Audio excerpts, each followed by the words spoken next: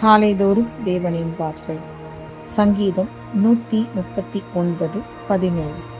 தேவனே, உமது ஆலோசனைகள் எனக்கு எத்தனை அருமையானவைகள்! அவைகளின் தொகை எவ்வளவு அதிகம்!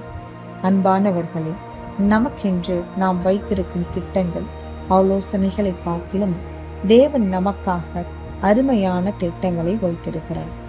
நாம் அவர் பாதத்தில் அமர்ந்து அவைகளை நிச்சயமாகவே பெற்றுக்கொள்ள முடியும். வேதம் சொல்கிறது, அவைகள் மணலை பார்க்கிலும் அதிகம் என்று. நம் ஆலோசனைகள் தோற்று போகலாம், ஆனால் சிந்தித்து பாருங்கள், சர்வ வல்லவரின் ஆலோசனை ஒன்றாகிலும் தோற்குமா?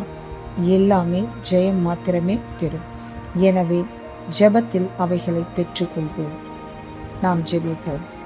அன்பான